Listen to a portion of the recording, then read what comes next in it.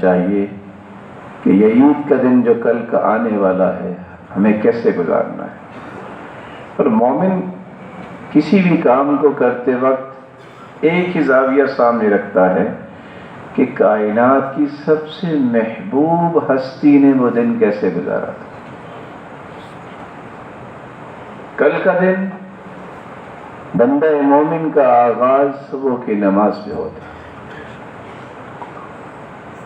بندہ مومن کی ذمہ داری ہے کہ وہ صبح نماز با جماعت ادا کرے، کیونکہ حدیث کے الفاظ ہیں من صلی الصبح فهو فی ذمۃ اللہ فلا تخفر اللہ فی ذمته، جو صبح کی نماز با جماعت ادا کرتا ہے وہ اللہ ذوالجلال کی ضمانت اور امانت میں چلا جاتا ہے۔ تم اللہ ذوالجلال کی ضمانت کو نہ توڑا کرو۔ اور خوشخبری یہ ہے، رسول اکرم صلی اللہ علیہ وسلم نے فرمایا جو صبح کی نماز اور عصر کی نماز، اور غور کیجئے گا کہ کل عصر کی نماز کے وقت بھی کیا ہوگا، قربانیاں کر کے تھکاوٹ اور کھانے پینے کے بعد یہ عصر کی نماز ضائع نہیں ہونی چاہیے۔ اور خوشخبری یہ ہے جو فجر کی نماز اور عصر کی نماز باجماعت ادا کرتا ہے، اس کی پابندی کرتا ہے، حرمہ اللہ علی النار، اللہ جلال ایسے شخص کو جہنم پہ حرام قرار دے دیتا۔ اور دوسری حدیث کے الفاظ ہیں لن یلج احد، جو فجر کی نماز اور عصر کی نماز اس کی پابندی کر لیتا ہے یہ جہنم میں داخل ہی نہیں ہوگا۔ اور اس سے بڑی خوشخبری بشر المشائین، جو اندھیرے میں فجر کی نماز پڑھنے کے لیے مسجد کا رخ کرتے ہیں، انہیں خوشخبری سنا دو کہ قیامت کے دن جنت کی روشنیوں کا بندوبست اللہ نے تمہارے لیے کر دیا۔ اور اس سے بھی بڑی نعمت، 14ویں رات کا چاند تھا، سرتاج رسل دیکھ رہے تھے، صحابہ بھی دیکھ رہے تھے۔ صحابی نے سوال کیا اللہ کے رسول ہم اللہ تعالیٰ کو بھی دیکھیں؟ فرمایا دیکھ رہے ہو چاند کو؟ جواب ملا دیکھ تو رہے۔ لا تضامون فی رؤیتی، کیا کوئی رکاوٹ ہے 14ویں کے چاند کو دیکھنے میں؟ صحابہ نے کہا رکاوٹ تو کوئی نہیں۔ فرمایا جنت میں تم اپنے رب کا دیدار اسی طرح کرو۔ ساتھ اس کا علاج بھی بتایا، اگر تم جنت میں جا کے رب کا دیدار چاہتے ہو تو کبھی فجر کی نماز اور عصر کی نماز کو لیٹ نہ کرنا اور اس میں سستی نہ کرنا۔ تو ہم کل اپنے دن کا آغاز فجر کی نماز سے کریں گے، اور مومن فجر کی نماز با جماعت ادا کرتا ہے۔ رسول اکرم صلی اللہ علیہ وآلہ وسلم نے سورج طلوع ہونے کے بعد عید کی نماز پڑھائی ہے۔ یہ میری اور آپ کی مجبوری آج بن گئی ہے، فلاں کو بھی آنا چاہیے، فلاں کو بھی انتظار کرنا چاہیے۔ سنت یہ ہے سورج طلوع ہونے کے بعد یہ نماز ادا کی جاتی ہے، اور طریقہ یہ ہے جیسا کہ رسول اللہ صلی اللہ علیہ وسلم کے صحابی بیان کرتے ہیں ان رسول اللہ صلی اللہ علیہ وسلم یکبر فی العیدین فی الاولی سبعا قبل القراءة وفی الآخرة خمسا قبل القراءة، 2 رکعتیں ادا کی جاتی ہیں۔ پہلی رکعت میں سورۃ الفاتحہ جو قراءت ہے اس سے پہلے 7 تکبیریں، جبکہ دوسری رکعت میں 5 تکبیریں کہی جاتی ہیں، اللہ ذوالجلال کی کبریائی بیان کی جاتی ہے۔ سوال یہ ہے کہ اگر ایک شخص نہیں پہنچ پایا، ایک رکعت گزر گئی ہے یا دونوں رکعتیں گزر گئی ہیں، اس کے لیے کیا حکم ہے؟ ایک شخص عیدگاہ میں پہنچ ہی نہیں سکا، ایک شخص بیمار ہے، مسلمان ہے، وہ مسجد یا عیدگاہ میں آ ہی نہیں سکا، اسے کیا کرنا چاہیے؟ صحیح بخاری میں امام بخاری روایت لائے ہیں اذا فاتہ العید صلی رکعتین. عطا سے روایت لائے ہیں کہ اگر اس کے عید نماز رہ گئی ہے تو اسے اسی طرح 2 رکعتیں ادا کرنی ہوگی. امام ابن حجر اسقلانی رحمۃ اللہ علیہ فرماتے ہیں تقضى رکعتین کاصلہما، جس طرح عید نماز ہے اسی طرح اس عید کی قضائی اسی وقت دے گا جو کہ لیٹ پہنچا ہے. رسول اللہ صلی اللہ علیہ وآلہ وسلم نے عید کی نماز پڑھائی اور ساتھ یہ کہا ان اول ما نبدأ به في يومنا هذا ان نصلي. میرے صحابہ ہم پہلے نماز پڑھیں گے ثم نرجع فننحر، پھر ہم پلٹ کے جائیں گے اور قربانی کریں گے.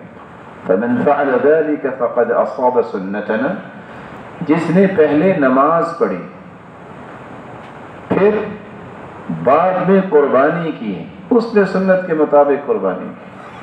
ایک صحابی کہنے لگی اللہ کے رسول میں نے تو سبقت لے جانے کی غرض سے کہ میں سب سے پہلے قربانی کرتا ہوں، میں تو قربانی کر کے آیا ہوں.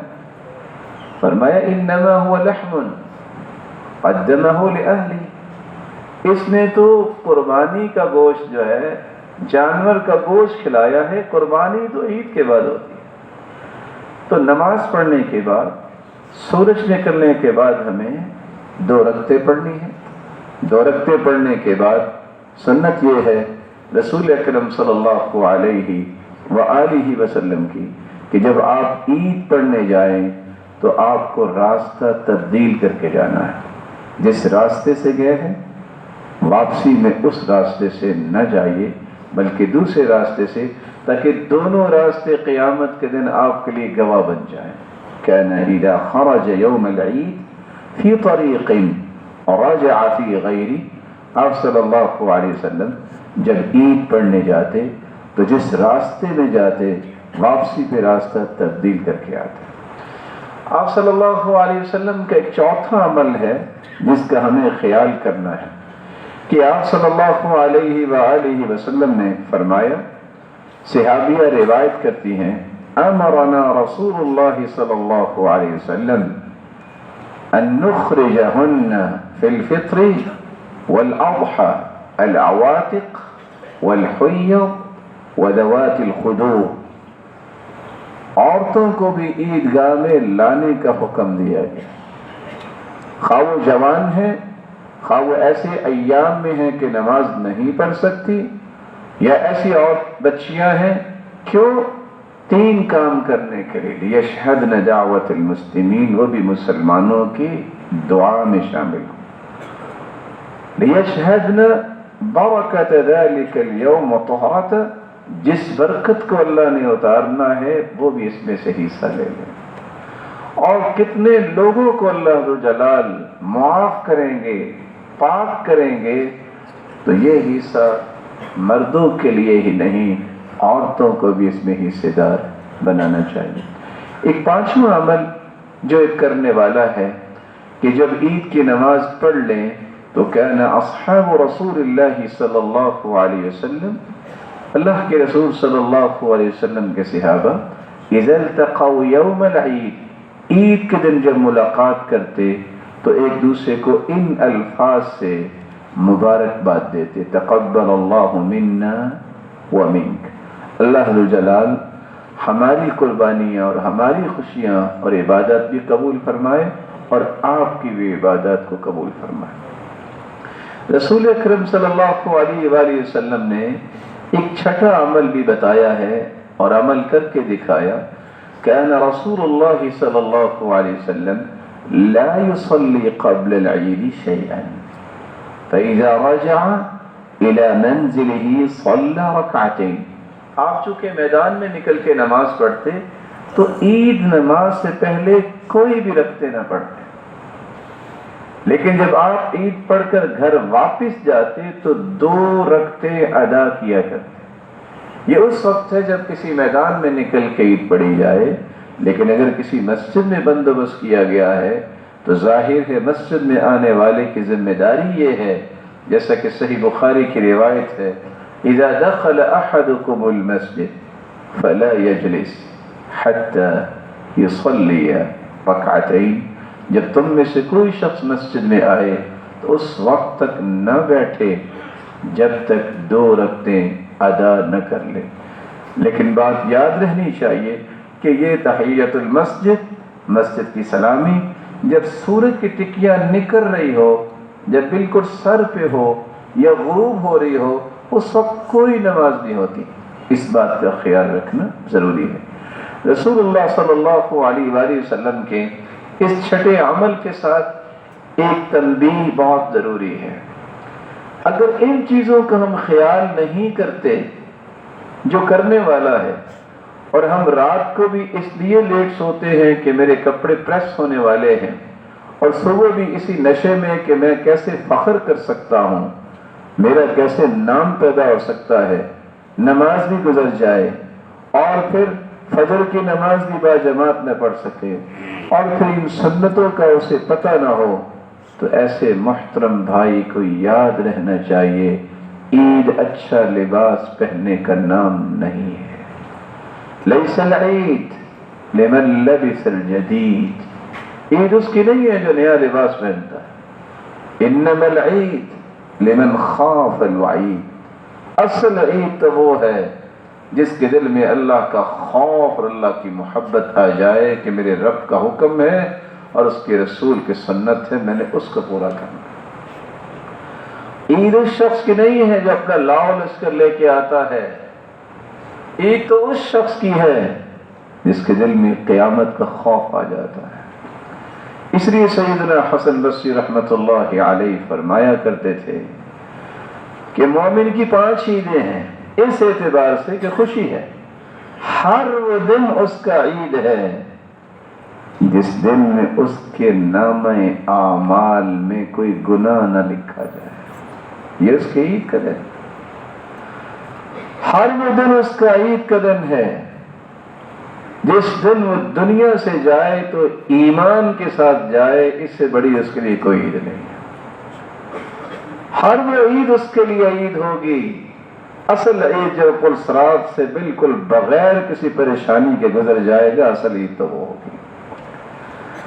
عید تو وہ ہے جس دن اللہ ذوالجلال کی تیار کردہ جنت میں اس کا پہلا قدم آ جائے۔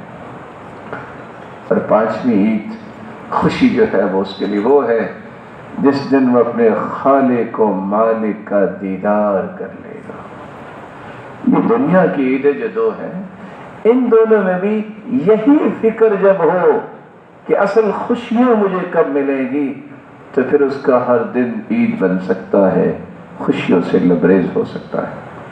7واں کام جو کل کرنے والا ہے وہ ہے قربانی کرنا۔ رسول اکرم صلی اللہ علیہ وسلم کا فرمان ہے، ان علی اہل کل بیت فی کل عام اضحیہ، ہر گھر پر ہر سال قربانی، جس کے پاس طاقت ہے، جس کے پاس استطاعت ہے، اسے قربانی کرنی چاہیے۔